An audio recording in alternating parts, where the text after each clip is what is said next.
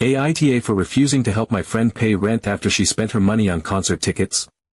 She makes expensive purchases, eats my food, but doesn't pay rent or return the money. So, I 22 female currently live in a 2-bedroom apartment with my friend, let's call her Taylor 23 female. We've been living together for almost a year now. It is not a luxury apartment or anything fancy, just a small, functional place that we split everything for right down the middle.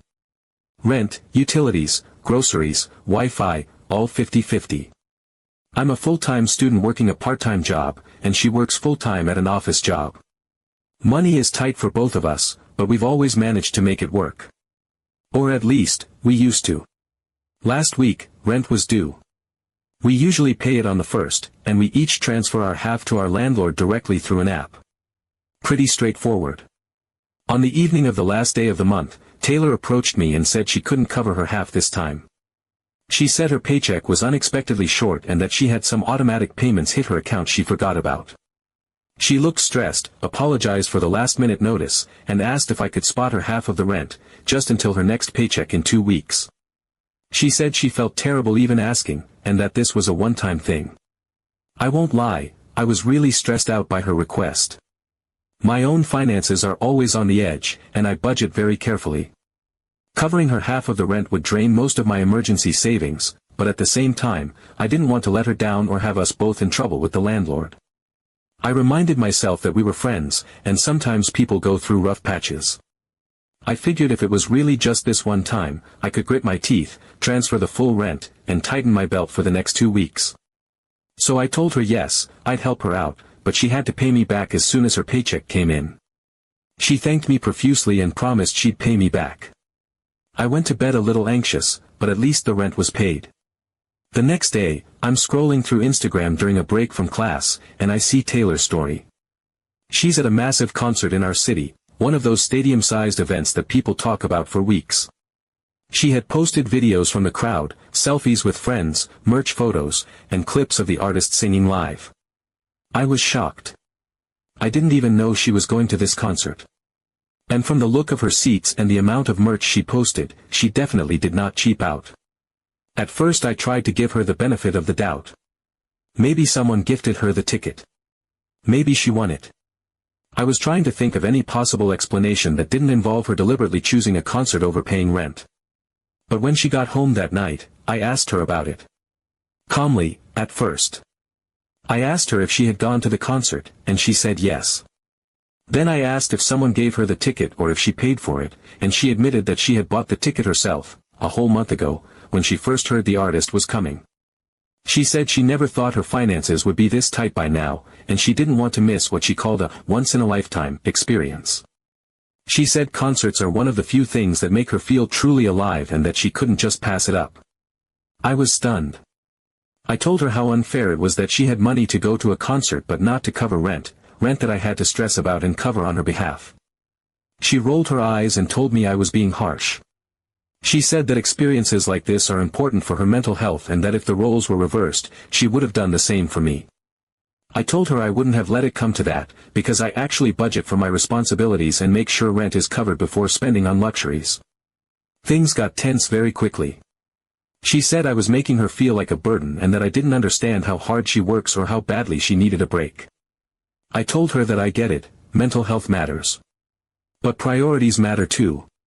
And choosing a concert over rent? That's not a mistake. That's a choice. A deliberate one.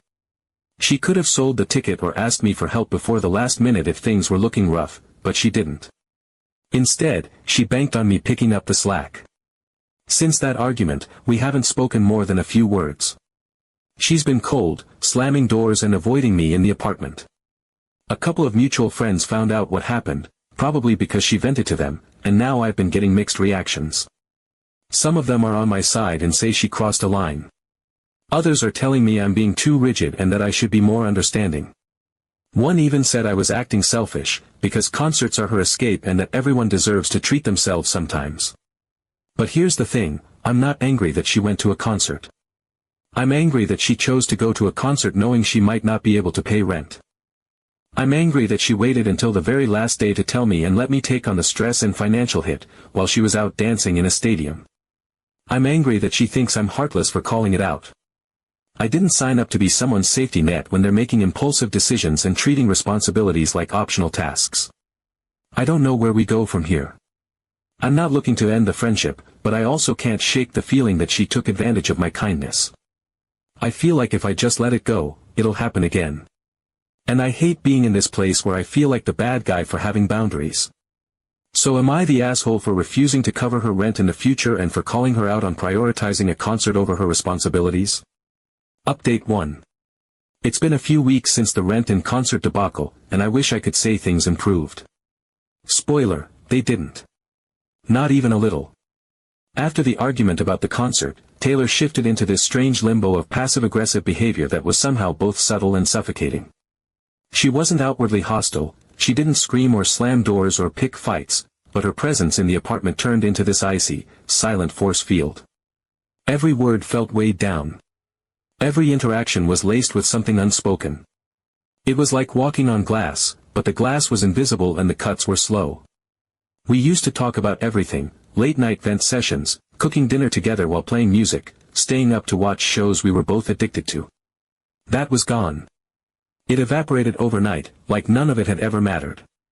I'd come home from class and find her on the couch scrolling through her phone with headphones in, not even glancing up. I'd say good morning and get a half-hearted grunt in return, if anything. The kitchen became a shared space only in theory. She'd wait until I was out or holed up in my room before going in there, like even crossing paths with me had become a chore. It was so cold, so deliberate, like she was punishing me for not being cool with the fact that she chose a concert over paying rent. And still, I tried to be the bigger person. I wasn't looking to drag the tension out. I continued doing the things I normally would, asking if she needed anything when I was heading to the store, leaving space for small talk if she ever wanted to take it. I wasn't pushing, just trying to signal that I was open to moving forward if she was willing to have a grown-up conversation. But she wasn't. Instead, her behavior started changing in these subtle, almost passive ways, the kind that build up like dust until suddenly, everything feels dirty. One afternoon, I came home early from class. My professor had canceled a midterm last minute, which was a blessing in disguise because I was running on fumes. All I wanted was a hot lunch and a few hours to breathe. As I walked up to our building, I looked through the hallway window and saw Taylor inside, struggling slightly to carry several large shopping bags. Not plastic grocery bags or anything from Target.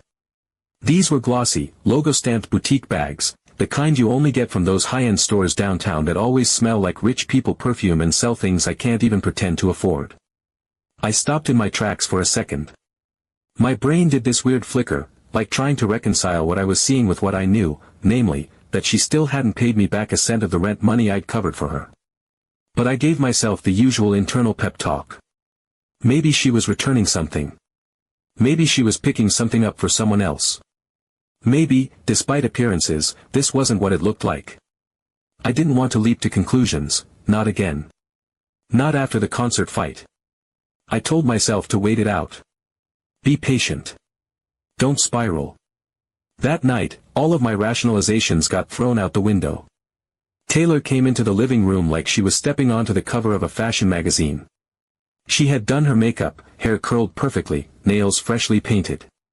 She was wearing a jacket I recognized instantly because I had seen it featured in a fashion blog, a limited-release designer piece that retailed for just under $300. And on her feet were brand new boots, shiny and high quality, and absolutely not from the discount bin. She didn't say anything. No, hey, check out this outfit, or guess what I splurged on. Just silence. Like she didn't feel the need to explain. Like I wasn't even there. And that was when it hit me. The absolute audacity of it. I was eating microwave rice bowls and skipping coffee runs just to make up for the dent in my budget from her rent, and she was walking around our shared apartment dressed like she was heading to a launch party. The contrast between our lives was so stark it felt like a parody. I was losing sleep and doing mental math at the grocery store, while she was out living like nothing had happened. Like she didn't owe me. Like I didn't matter. I didn't say anything that night. I just let it sink in. The little shift in my mindset wasn't so little anymore. That was the moment the scales started to tip in a way I couldn't ignore. I wasn't seeing a friend trying to recover from a hard month. I was seeing someone who had no intention of owning up to the mess she made, someone who was comfortable letting me clean it up while she treated herself to luxuries I couldn't dream of affording. Then the food started disappearing. It began subtly, small things at first. A few protein bars missing. My oat milk lower than I remembered. A yogurt container gone. I chalked it up to forgetfulness. We had shared snacks before. No big deal. But it kept happening. One day I opened the freezer and 2 of my frozen dinners were gone. The next week, I spent an entire Sunday afternoon batch cooking meals for the week ahead. With school, work, and back-to-back shifts, it's the only way I can stay sane and avoid wasting money on takeout. I labeled everything by day, stacked them neatly on the middle shelf, and felt this small spark of control in the chaos. By Thursday, half of them were gone. I stood in front of the fridge for longer than I'd like to admit, just staring at the empty space where my meals had been. It wasn't just frustration. It was this deep, slow-boiling anger. This creeping sense of betrayal. Because it wasn't just food that was missing.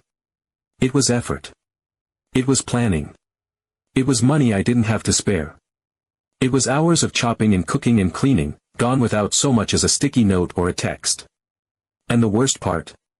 When I finally asked her about it, she smiled. Smiled like she was being charming. Like it was all just light-hearted fun. She said, "You're such a good cook," I couldn't resist. Like that was supposed to excuse everything. Like I should be flattered that she had eaten half my week's worth of meals without permission, without apology, without even the bare minimum effort to pretend she cared. No mention of replacing anything. No hint of remorse. Just that smug, careless smile. That was it. That was the precise moment I snapped.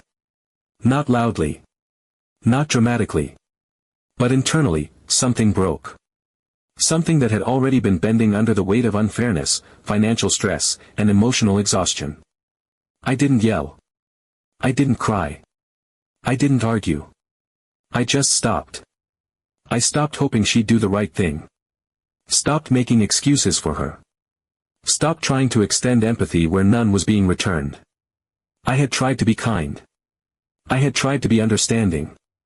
I had assumed this was temporary, a rough patch, a lapse in judgment, a misstep she would make amends for. But no. She hadn't bounced back. She had bounced on me. Hard.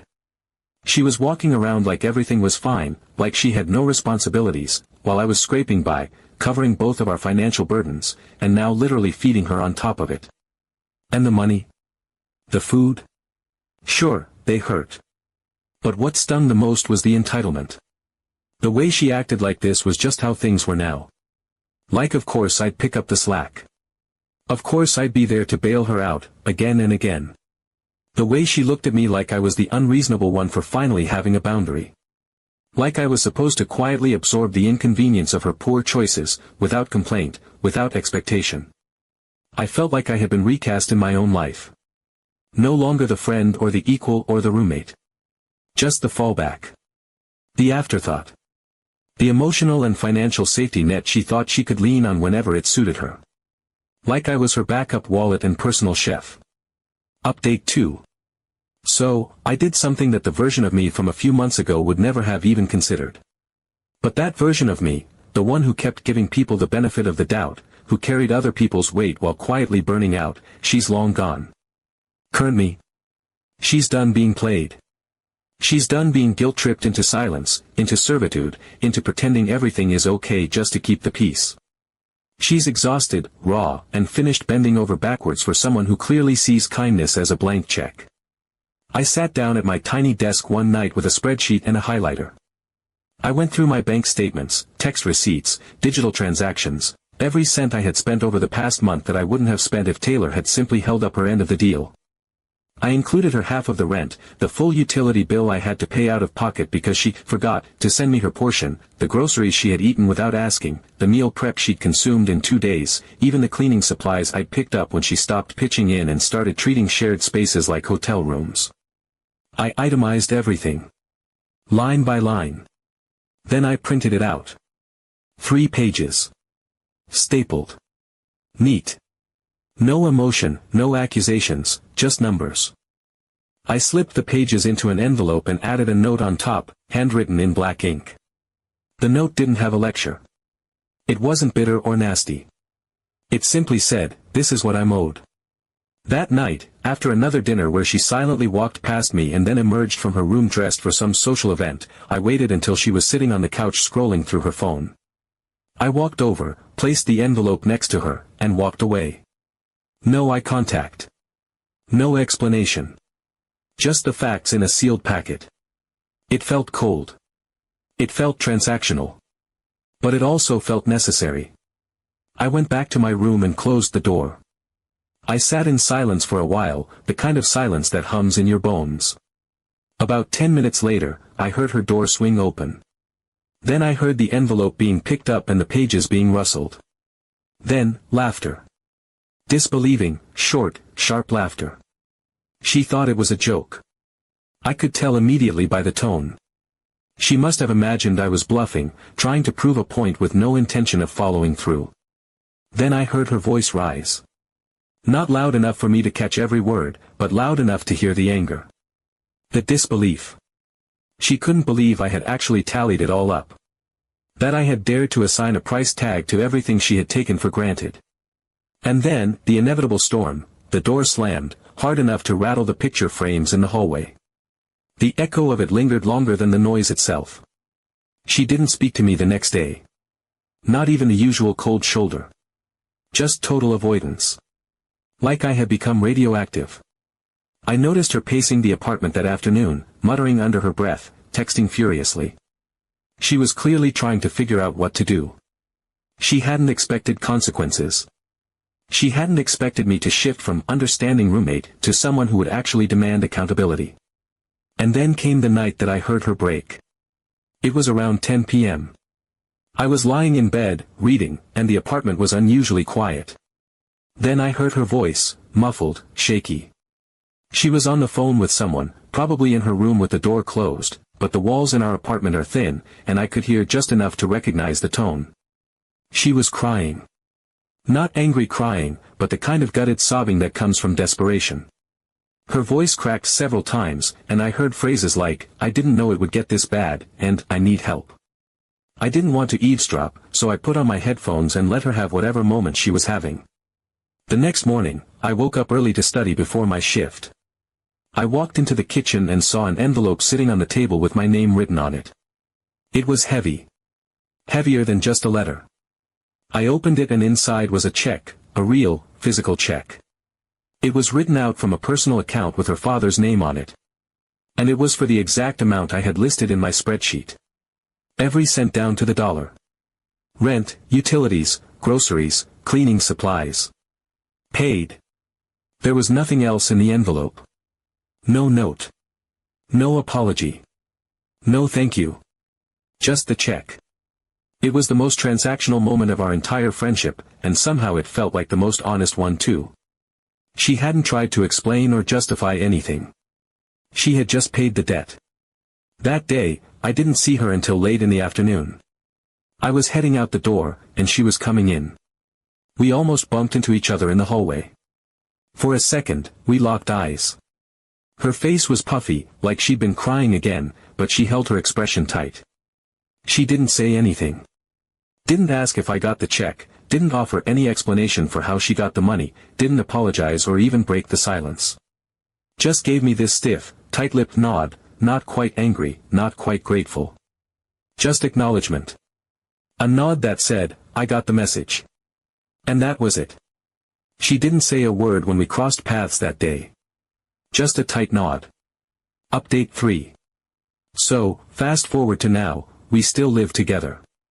I thought long and hard about moving out after everything, even looked at listings, toured a few questionable studios with peeling paint and suspicious smells, called a couple places that looked promising only to find out they were way out of my price range. Affordable housing, especially mid-lease, is like chasing a unicorn. I'm a student working part-time, the margins are razor thin. Breaking the lease would have cost me more than I could afford, and I wasn't about to take on another round of financial strain just to avoid the awkward tension at home. So I stayed. But the dynamic? That shifted in a big way. Taylor hasn't been the same since the envelope. I don't mean that in a vindictive, she got what she deserved, kind of way. I mean it in a fundamental, almost eerie way, like the realization that actions have consequences finally pierced through whatever bubble she had been living in. The day that check showed up, something inside her recalibrated. Ever since then, she's been doing everything by the book. Rent? Paid early, every time. Bills? As soon as I forward them, I get a Venmo with a detailed note, water plus gas plus Wi-Fi, like she's trying to be clear, transparent, accountable. And the food? Untouched. Not a single oat milk cap moved, not a single protein bar out of place, not one more missing Tupperware of meal prep. It's like she put up an invisible fence around the fridge that only she can see. There's no grand apology. No heart-to-heart. No emotional reconciliation over coffee in the kitchen. And to be honest, I'm fine with that. We still talk, technically. We talk about the weather, how late the bus was, whether the mail came, if we need to reorder garbage bags. We talk like coworkers forced to share a cubicle, polite, efficient, emotionally sterilized. The kind of conversation that fills space without ever touching depth. And that's the part that stings, I guess. Because before all this, there was a real friendship. We used to laugh until we cried over dumb memes. We used to do laundry together and play music while folding clothes. We'd sit on the floor with takeout and dissect every detail of our lives. But that version of us? It's dead. Whatever lived between us as friends didn't survive the slow accumulation of resentment, the silence, the financial burden, the unspoken disappointments. Now we're just two people cohabiting with a past that neither of us really knows how to talk about. I've learned my lesson. Set boundaries early. Enforce them hard. Don't wait until you're angry.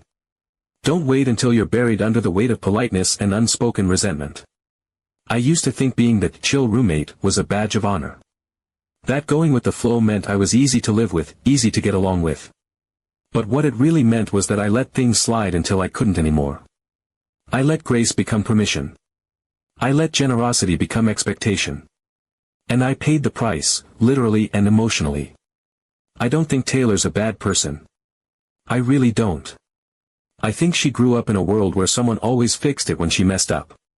Where asking for help meant never having to say thank you. Where consequences were soft landings, not brick walls.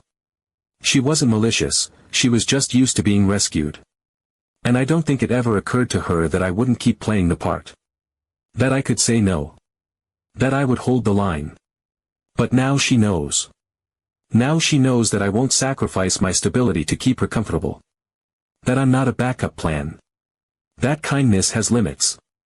That friendship doesn't entitle anyone to someone else's wallet, time, or labor. The moment her parents had to bail her out, the moment she had to make that call and explain to them why she needed money to pay me back, something must have shifted. Because she hasn't crossed a line since. It's like the facade cracked and she saw herself, maybe for the first time, from the outside. Not as the quirky friend with poor timing, but as the person who had used someone else's stability like a safety net. So no, I don't think I was the asshole, I wasn't cruel, I wasn't unkind, I was just tired.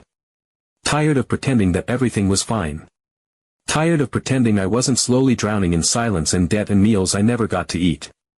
Tired of pretending I was okay being treated like a background character in my own life. I did what I had to do to protect myself, my peace, and my dignity. And now? Now we live like what we are, not best friends, not enemies, not trauma-bonded roommates clinging to old memories. Just two people sharing an address and keeping things functional. And honestly, that's enough. Because for the first time in months, I feel like I'm living on solid ground. I'm not constantly watching my bank account spiral or second-guessing if my boundaries will make me the bad guy. I'm just living. Living like roommates. Not like one roommate and one unlicensed emotional support wallet.